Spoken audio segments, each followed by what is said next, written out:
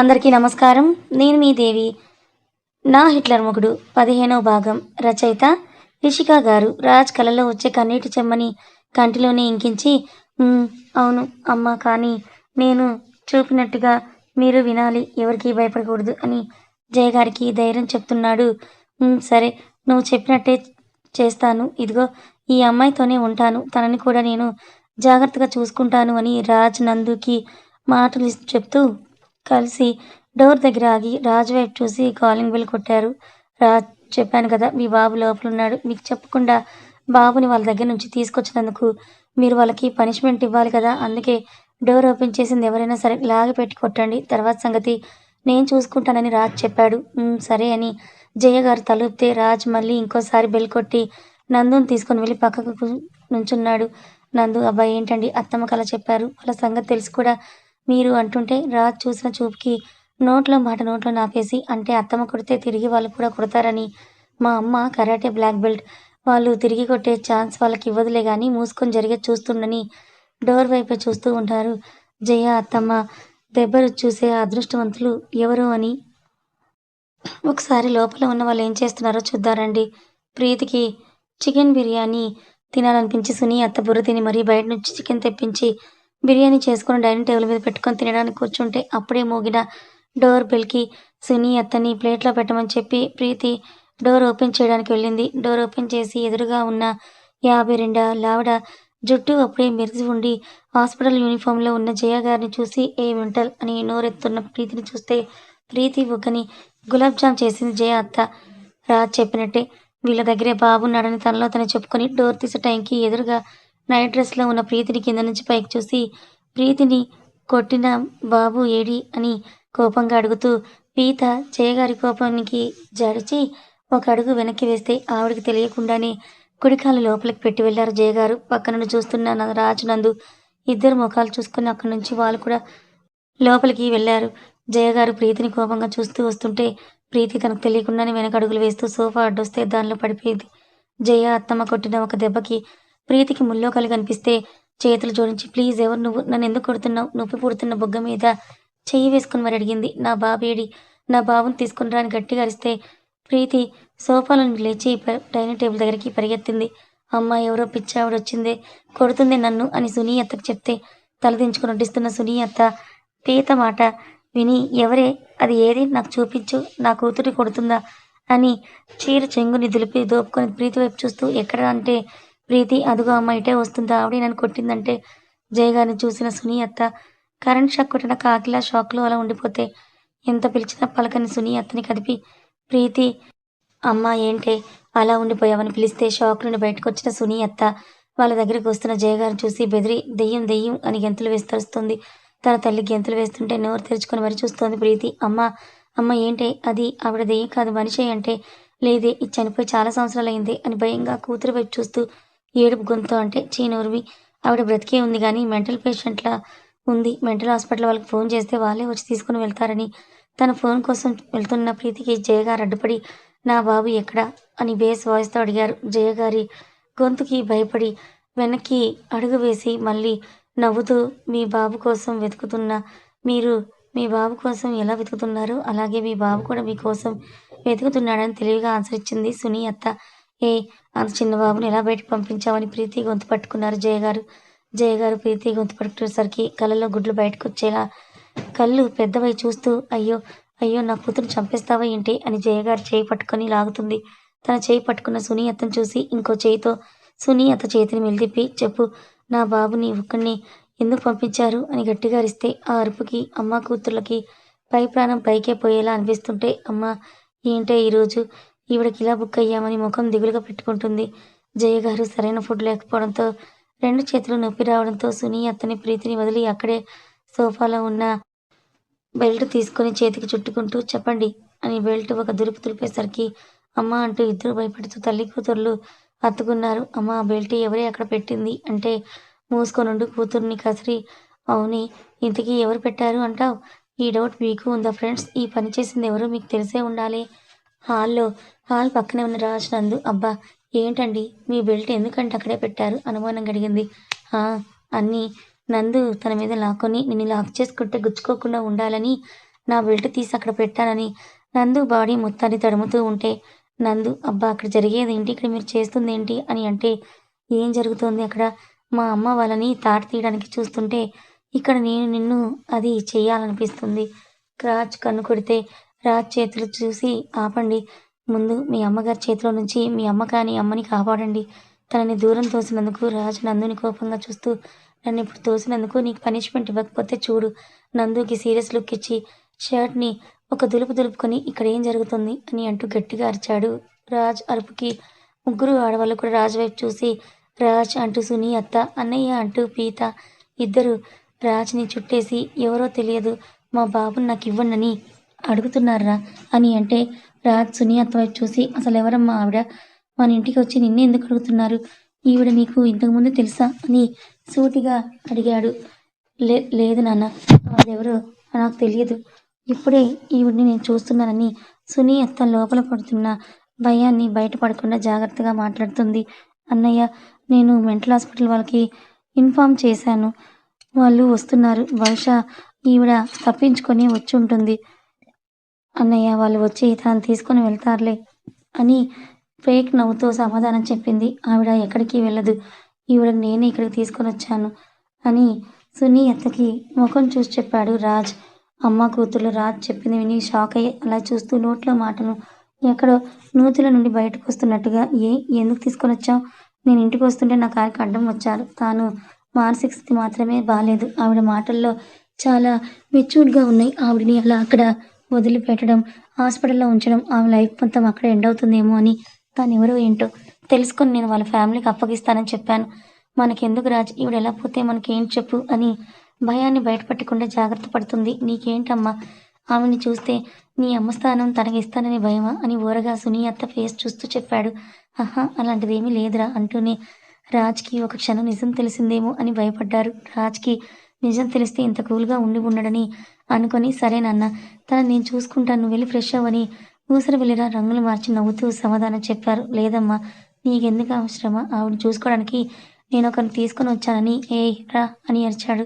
వాళ్ళ పక్కన ఉన్న నందు చీర కొంగు నలుపుతూ రాజ్ పక్కకి వచ్చి నుంచుంటే అమ్మ కూతుళ్ళకి ఇప్పుడు తగిలిన షాక్ భూమిలోకి దూసుకుపోతున్నట్టుగా అనిపిస్తుంటే వాళ్ళ ఫీలింగ్స్ బయటపడకుండా ఉండడానికి ట్రై చేస్తూ రాజ్, ఈ అమ్మాయి ఏంటి ఇక్కడ, తనని ఎందుకు తీసుకొని వచ్చావు అని అంటే ఈవిడ ప్రెగ్నెంట్ అయ్యారు, అందుకే ఇక్కడికి తీసుకొని రావాల్సి వచ్చింది అని సునీ అత్తకి చెప్పి నందుతో చూడు, నువ్వు ఇంటికి కూడలా తీసుకొని రాలేదు, నా బిడ్డ కేవలం తల్లిగా మాత్రమే తీసుకుని వచ్చాను, నువ్వు ఆవిడ ఆ రూమ్లో ఉండనని చెప్పి తన రూమ్కి వెళ్ళిపోయాడు. నందు పొట్టని చూస్తూ నిన్ను నా కొడుకు ఈవిని తీసుకొని రావడమే షాక్ అనుకుంటూ నందుని తీసుకొని రావడం, నందు ప్రెగ్నెంట్ అనడంతో ఇవన్నీ పెద్ద షాక్ అవడంతో బుర్ర బద్దలయ్యే ఫీలింగ్ వస్తుంటే నందుతో ఇప్పుడు ఏం మాట్లాడలేక వాళ్ళ రూమ్లోకి వెళ్ళిపోయారు. తనని ఏంటో ఒకటి అంటారనుకున్న నందు అమ్మ కూతురు అలా సైలెంట్గా వెళ్ళిపోవడంతో జయగారిని తీసుకొని రూమ్లోకి వెళ్ళి డోర్ క్లోజ్ చేసుకొని ముందుగా జయగారిని ఫ్రెష్ చేయించి డ్రెస్ వేసి బెడ్ మీద కూర్చోబెట్టి తాను కూడా ఫ్రెష్ అయి వచ్చింది. ఆఫీస్ నుండి అప్పుడే వచ్చిన విష్ణు గారు రావడంతో జయగారి గురించి నందు ప్రెగ్నెంట్ అని చెప్పడం సునీ అత్త చెప్పినవి విని సరే సైలెంట్గా విని తన రూమ్లోకి వెళ్ళిపోయారు. అదేంటి మీ డాడ్ అలా వెళ్ళిపోయారు, ఇప్పుడు మన జీవితాలు ఏంటి, ఇన్నాళ్ళు కష్టపడి ఆస్తి మొత్తం మన చేయి జారిపోతుందా, ఆ జయ వీడి సొంత తల్లి అని తెలిస్తే మనని రాజ్ అడిగే ప్రశ్నకు సమాధానం చెప్పగలమా అని అడిగింది. అసలు నువ్వు చెప్పేది నాకేం అర్థం అవడం లేదు, అంటే రాజ్ అన్నయ్య నాకు సొంత అన్నయ్య కాదా, ఈ ఆస్తి మనది కాదా, నువ్వు నాన్న ఏం చేశారని అడిగింది. ఫ్రెష్ అయి వచ్చిన విష్ణు గారు దాన్ని అడిగితే అదేం చెప్తుంది, నేను చెప్తాను రా అని ప్రీతిని సోఫాలో కూర్చోబెట్టి తను కూడా కూర్చొని రాజ్ మా కన్నబిడ్డ కాదు, రాజే కాదు, నువ్వు కూడా మా బిడ్డ కాదు, నువ్వు నా చెల్లి శోభన కూతురివి అని విష్ణు మామ ప్రీతికి అంతా చెప్పాడు.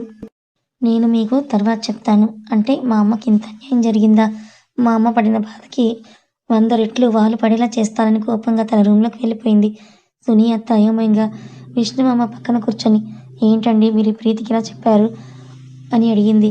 విష్ణు కాలు మీద కాలు వేసుకొని ఇప్పుడు కూడా అసలైన ఆట మొదలయ్యేది, ఒళ్ళు విరుచుకొని పద చనిపోయిందనుకున్న నా ప్రేయస్ని చూసొద్దామని నందు ఉన్న రూమ్కి ఇద్దరు వచ్చి డోర్ నాక్ చేశారు. అప్పుడే నందు రాజ్ కూడా రావడంతో జయగారికి ఫుడ్ తినిపిస్తూ ఉన్నాడు. జయగారు చిన్నపిల్లల అల్లరి చేస్తున్న నా బాబు ఎక్కడ అని చిన్నపిల్లల మని ముఖం పెట్టుకొని అడిగారు. ఇప్పుడు మీరు బుద్ధిగా ఈ ప్లేట్లోది మొత్తం తినేస్తే నేను మీ బాబుని తీసుకొనొస్తాను అని చెప్పాడు.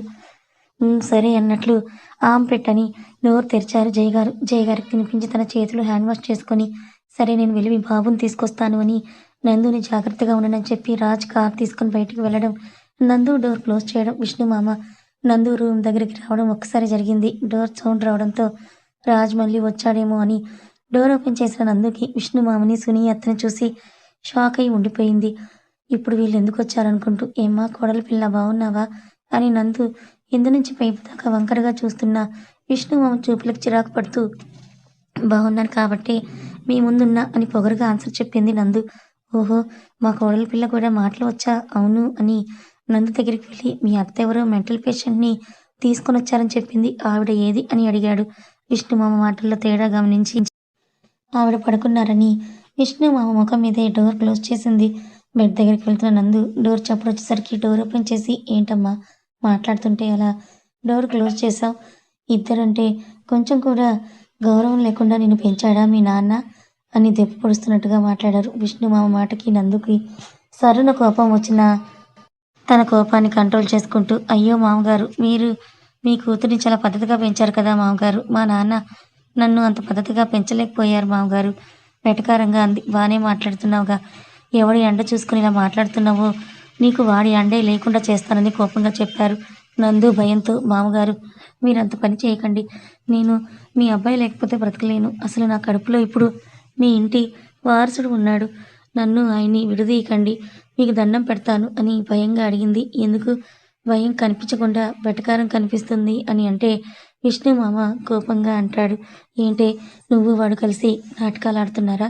నిన్ను వాడిని కలవనివ్వను అని కోపంగా చెప్పి సునీ అతను తీసుకుని అక్కడి నుంచి వెళ్ళిపోయారు. ఏంటండి మీరు, రాజు లేడు కదా, దీన్ని బయటికి పంపించకుండా ఇంకా ఎందుకు ఇక్కడ ఉంచారు? అయినా దీంతో మాటలేంటి? నువ్వు మూసుకో, నాకేం చేయాలో బాగా తెలుసు అని షెల్ఫ్లో ఉన్న డ్రింక్ తీసుకొని తాగుతూ ఒంటిలో వేడి తెలిసేసరికి సునీ అత్త మీద పడ్డారు. రాజ్ బయటికి గంట తర్వాత ఇంటికి రావడంతో నందు రూమ్కి దగ్గరికి వెళ్ళాడు. తనతో తీసుకుని వచ్చిన వస్తువులు అలానే జయ గారిని చూసుకోవడానికి వచ్చిన ఆవిడ్ని తీసుకొని వెళ్ళి నందుకి పరిచయం చేసి, జయగారు పడుకోవడం జాగ్రత్తగా చూసుకోమని చెప్పి నందుని డిన్నర్ తీసుకుని రూమ్కి రమ్మని చెప్పి తన రూమ్కి వెళ్ళిపోయాడు రాజ్.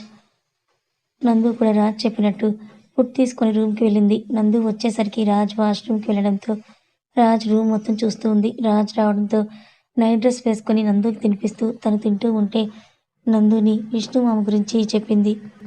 అంతా విన్న రాజ్, నేను చూసుకుంటాను కానీ ఇవన్నీ అక్కడే పెట్టేసిరా అని ఒళ్ళు విరుచుకున్నాడు. రాజ్ బిహేవియర్లో తేడాను చూసి సైలెంట్గా కిచెన్లో ప్లేట్స్ పెట్టేసి మళ్ళీ రూమ్కి వచ్చి డోర్ క్లోజ్ చేసుకొని రాజ్ వైపు చూడకుండా బెడ్ మీద పడుకుంది. బెడ్ మీద ల్యాప్టాప్లో వర్క్ చేసుకుంటున్న రాజ్ నందుని గమనిస్తూనే ఉన్నాడు. నందు సైలెంట్గా అటు తిరిగి పడుకున్న నందుని చూసి ల్యాప్టాప్ క్లోజ్ చేసి బెడ్ లైట్ని ఆఫ్ చేశాడు. లైట్ ఆఫ్ చేయడంతో నందుకి మెల్లిగా భయం స్టార్ట్ అయ్యి గట్టిగా కళ్ళు మూసుకొని ఉంది. రాజ్ వంపులు తిరిగిన నందు బాడీ షేప్ వైపు ఒక 10 మినిట్స్ చూసి అటువైపు తిరిగి పడుకున్నాడు. 10 నిమిషాలైనా రాజ్ అలా సైలెంట్గా ఉండేసరికి ఒక కన్ను తెరిచి రాజ్ వైపే చూసింది. రాజ్ అటు తిరిగి ఉండడంతో మళ్ళీ ఇటు తిరిగి బుగ్గ మీద చేయి వేసుకుని రాజ్ గురించి ఆలోచిస్తూ ఉంది. రాజ్ వెనుక నుండి భుజం మీద తలపెట్టి రాజ్ నిద్రపోయాడా లేదా అని చూస్తూ ఉంది. నందు బాడీ ఫ్రాగ్రెన్స్ తెలుస్తూ ఉంటే కళ్ళు మూసుకుని ఉన్నాడు. ఏం చేస్తుందో చూద్దామని ఏవండి అని రాజ్ చెవి దగ్గర మెల్లిగా పిలిచింది. రాజ్ నుండి నో రెస్పాన్స్. ఏంటి అప్పుడే పడుకున్నారా ఈయన అని మళ్ళీ రాజ్ చెవి దగ్గర గుసగుసగా ఏవండి అని పిలిచింది. నందు చేస్తున్న పనికి నవ్వు వస్తూ ఉన్న చెవి దురదొస్తున్నట్టు చెవిని రబ్ చేసి మళ్ళీ కామ్గా పడుకున్నాడు రాజ్. రాజ్ పలకకపోయేసరికి తన ప్లేస్లో పడుకొని బుగ్గ మీద చేయి వేసుకొని ఈయన పడుకున్నారా లేదా నటిస్తున్నారా అని మళ్ళీ రాజ్ని చెక్ చేయడం మొదలుపెట్టింది నందు. ఎన్నో రకాలుగా ట్రై చేసి విఫలమయ్యి ఇదే లాస్ట్ ఫైనల్, ఈయన నిద్ర లేకపోతే ఈయనతో నేను మాట్లాడను అని నిర్ణయించుకొని తనకు ఒక ఐడియా రావడంతో దాన్ని అమలు చేయడానికి సిద్ధమైంది. తన హెయిర్ని పట్టుకొని రాజ్ ఫేస్ మీద పడేలా వేసింది. రాజ్కి హెయిర్ పడేసరికి చిరాగ్గా నందు హెయిర్ మిసి విసురుగా లేచి, ఏ మెంటల్, ఏమొచ్చింది ఇలా పిచ్చిగా చేస్తున్నావు అని కోపంగా అరిచాడు. నందు కూడా రాజ్ ముందు కూర్చొని, అంటే మీరు పడుకున్నారా లేదా అని చెక్ చేస్తున్నా అని హిహి అని నవ్వుతుంది. ఏంటమ్మా చెక్ చేస్తున్నావా? మా తల్లే, ఇంకా చెక్ చేయడానికి వేరే ఐడియా రాలేదా నీకు? నాకసలు ముఖం మీద హెయిర్ పడితేనే చిరాకు. తమరు ఏకంగా నీ పాము లాంటి జడని తీసుకుని వచ్చి నా ముఖం మీద కొట్టావు అని చిరాకు పడుతూ నందు మీద అరుస్తున్నాడు. నందు చేతులు నలుపుకుంటూ తలదించుకుంది. ఏమైనా అంటే చాలు ముఖం ముడుచుకుని ఉంటావు. అసలు నన్ను ఎందుకు పడుకున్నానా లేదా అని నీకు చెక్ చేయాలనిపించింది అని నందు నడుం పట్టుకుని తన ఒడిలో కూర్చోబెట్టుకున్నాడు. మరి అది అని నసుకుతూ ఉన్న నందుకి రాజ్ చేసిన పనికి నోట్లో నుంచి మాట కరువయ్యింది. నందు భుజం మీద ఉన్న పుట్టుమచ్చకి అభిషేకం చేస్తూ దాని తెల్లటి పాలరాయి మీద ఉన్న చిన్న దిష్టి చుక్కంతా పుట్టుమచ్చని చూసి రాజ్కి దాని మీద జలసి రాగా తనకి సొంతమైన శరీరం మీద తాను అనుమతి లేకుండా చేరిందని నీకు పనిష్మెంట్ తప్పదు అని చెప్పి నల్లటి పుట్టుమచ్చని ఎరుపుదనంలా మార్చాడు. ఆ పుట్టుమచ్చని తన పంటితో పట్టుకొని కసుక్కున కొరికి నందు చేత అరుపు పెట్టించాడు. నందుని తన ఒడిలో నుంచి బెడ్ మీదకు చేర్చి తాను నందు మీదకి చేరాడు. కథ కొనసాగుతుంది. ఈ కథ మీకు ఎలా అనిపించింది? నచ్చిందా? నచ్చితే లైక్ చేయండి. మరికొంతమందికి షేర్ చేయండి. Thank you so much.